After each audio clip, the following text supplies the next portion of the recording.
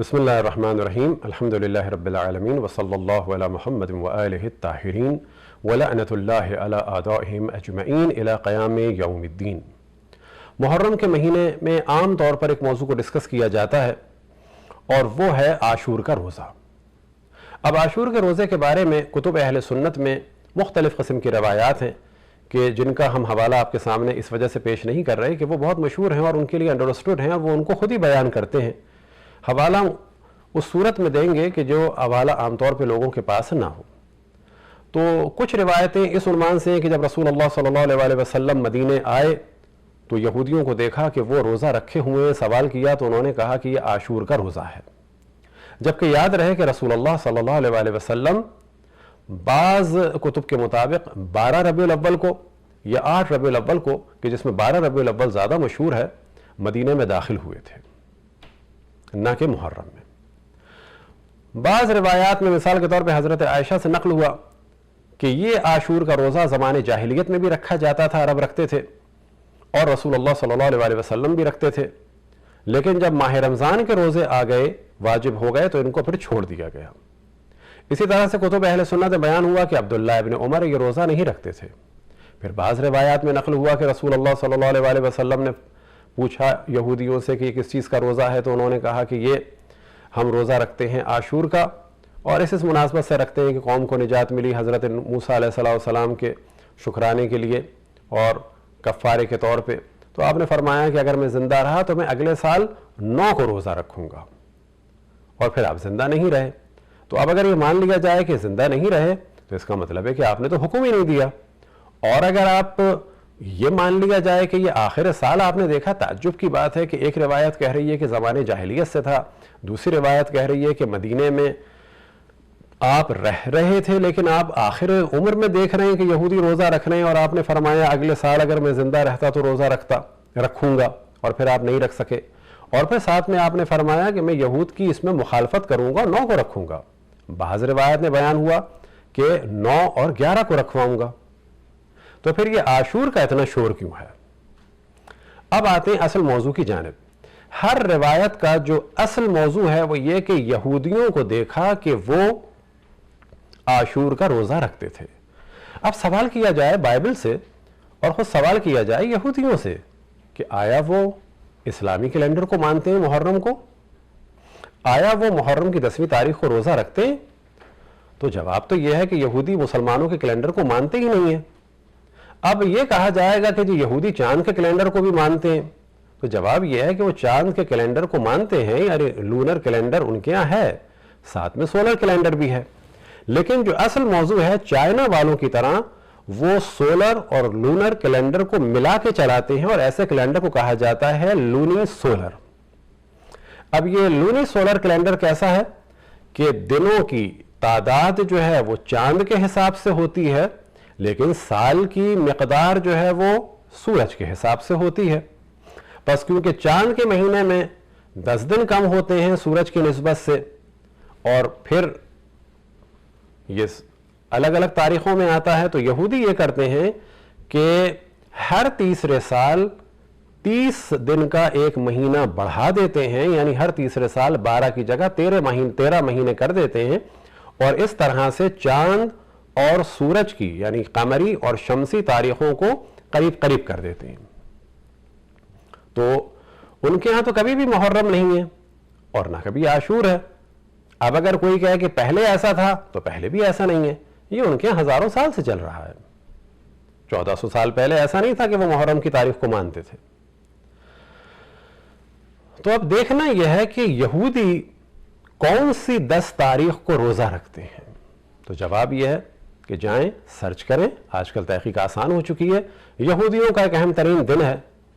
اور وہ ہے یوم کیپور یا یوم کیپور۔ یہ ان کے 7ویں مہینے کی 10ویں تاریخ کو ہوتا ہے۔ ہمارے یہاں وہ افراد کہ جو یہودیوں کے بڑے چہیتے تھے، اسلام میں داخل ہوئے، ان کی ایک علامت ہے اہل بیت سے بغض، کیونکہ اہل بیت کی وجہ سے ان کے قلعے برباد ہوئے، مولا امیر المومنین کی وجہ سے انہیں نقصان ہوا، لہذا وہ آج موجود ہیں اور ان کی علامت ہے بغض اہل بیت۔ ان لوگوں نے اس یہودی کلچر کو رکھنے کے لیے یہ ڈھونگ رچایا بس یاد رکھیں یہودی عاشور کے دن روزہ نہیں رکھتے بلکہ وہ اپنے 7ویں مہینے یعنی تشری کے 10ویں تاریخ کو روزہ رکھتے ہیں، اور عربی بائبل میں کہ جس کا ترجمہ تقریباً 1000 سال پہلے کا ہے، اور کتاب لاوین میں چیپٹر نمبر 23 اور ورس نمبر 26 اور 27 میں ہے وَكَلَّمَ الرَّبُّ مُوسَىٰ قَائِلًا، کہ اللہ سبحانہ وتعالیٰ نے موسیٰ سے گفتگو کی وَأَمَّا الْعَاشِرُ مِنْ هَذَا الشَّهْرِ الصَّعْبِ وَهُوَ يَوْمُ الْكَفَّارَةِ، کہ عاشر نہ کہ عاشور، عاشر یعنی 10ویں تاریخ 7ویں مہینے کی تمہارے لیے یوم کفارہ ہے، یعنی یوم کپور، اور اس دن روزہ رکھا جاتا ہے، یاد رکھیں 24 گھنٹے کا۔ یہ دشمنان اہل بیت جو یوم عاشور کا جو جشن منا رہے ہیں اور یوم عاشور کا شور مچا رہے ہیں، انہیں چاہیے کہ اپنے آقاؤں کی طرح سے 24 گھنٹے کا روزہ رکھیں۔ اسی موضوع کو اردو کی بائبل میں کتاب احبار میں چیپٹر نمبر 23 اور وہی آیت نمبر 26 اور 27 میں خداوند نے موسیٰ سے کہا دھیان رکھو کہ 7ویں مہینے کی 10ویں تاریخ کفارے کا دن ہے۔ پھر کنگ جیمز کے ترجمے میں بھی اس چیز کو دیکھ لیں، لیویٹیکس چیپٹر نمبر 23 اور ورس نمبر 26 اور 27، And the Lord speak unto Musa also on the 10th day of this 7th month، تو یہاں پر بھی 10ویں تاریخ 7ویں مہینے کی۔ اب گوگل میں جا کے آپ سرچ کر سکتے ہیں، تحقیق کا دائرہ آسان ہو گیا ہے، آپ جا کے اردو گوگل میں لکھیں یوم کپور تو سب کچھ آ جائے گا۔ مثال کے طور پہ یوم کپور میں واضح آ جاتا ہے کہ عبرانی سال کے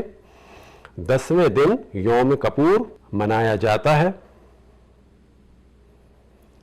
یہ عموماً سپٹمبر یا اکتوبر میں آتا ہے۔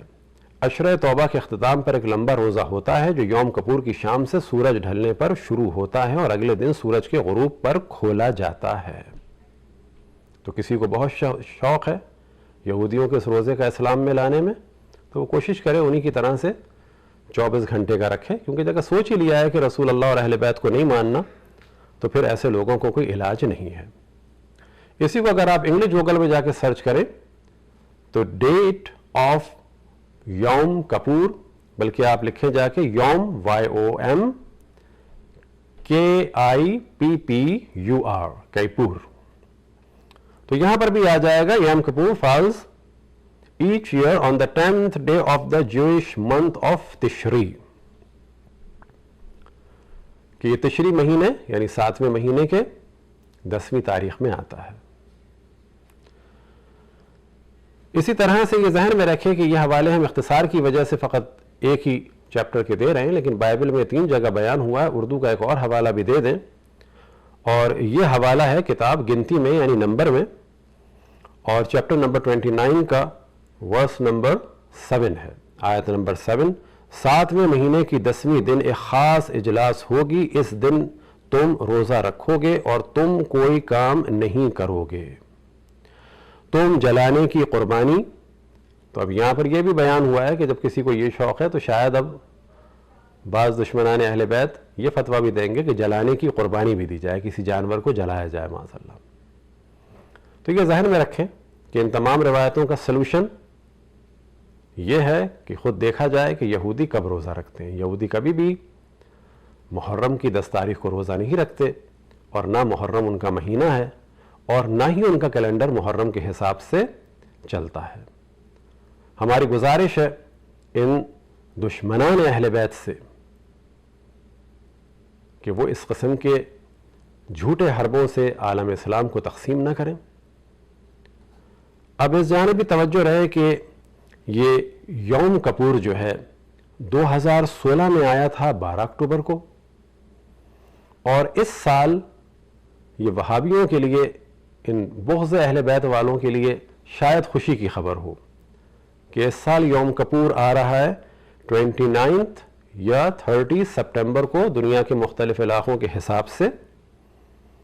تو اس سال تو کہا جا سکتا ہے کہ دشمن اہل بیت کی لاٹری کھل گئی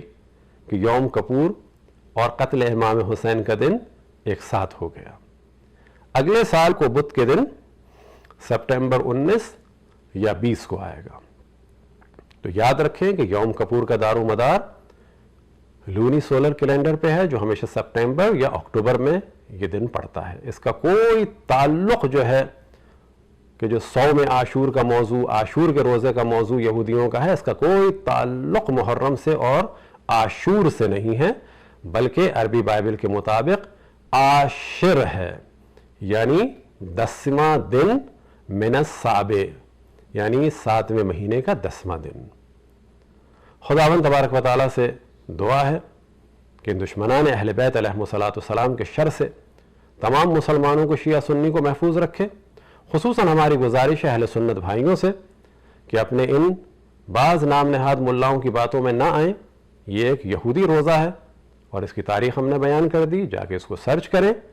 اور ان سے جا کے سوال کریں کہ یہودی کبھی بھی محرم کی 10 تاریخ کو روزہ نہیں رکھتے. اگر رکھنا ہے کسی کو